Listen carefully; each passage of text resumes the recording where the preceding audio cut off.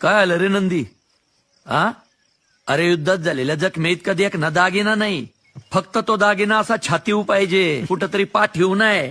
पाठीव फक्त महाराजांनी शाबासी द्यायची आणि त्या शाबासीच्या बदल्यात आपण अख्खी मुघल सल्तनत छातीव घ्यायची.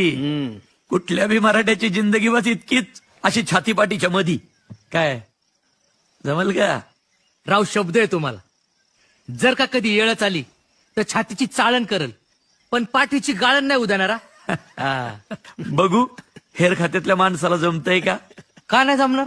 जमतंय की. बरं झालं कौतुक. बैरजीचा निरोप घेऊन काय आलाय सांगते आधी. रायगडावरनं महाराज इकडेच यायला निघालेत, कुठल्या बी वक्ताला पोचतील. थांब जरा. काय आलं? पोचतील नाही, राज पोचलं. काय? हा राजांच्याच घोड्याच्या टापाचा आवाज आहे. हंसाजी? मालोजी बाबा आवरा. कानालाच ती काढत रे तुझे. हा तर मग काय.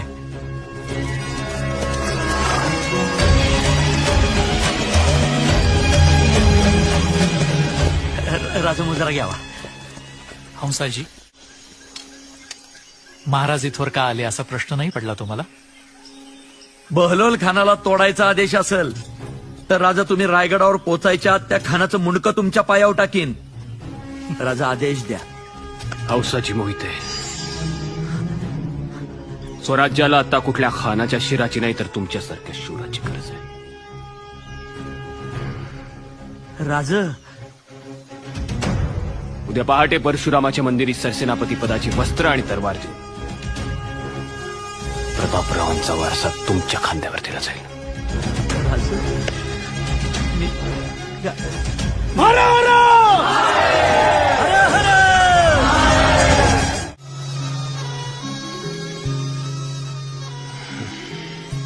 सरसेनापतींची ही तरवार देताना कुर्तुजी गुजरांचा आम्ही प्रतापराव म्हणून गौरव केला होता.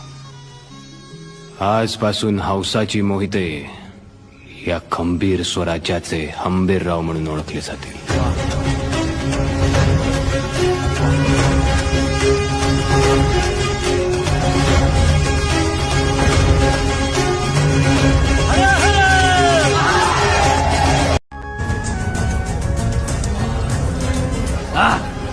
हे नंदी, सरजा खान जिवंत आहे. 40,000ची फौज घेऊन रायगडावर निघालाय. संभाजी महाराजांना मारायचा हिडा उचललाय त्याने. राव छातीची चाळण झाली पण पाठीची गाळण नाही होऊन दिली. महाराजांना वाचवा. जय भवानी.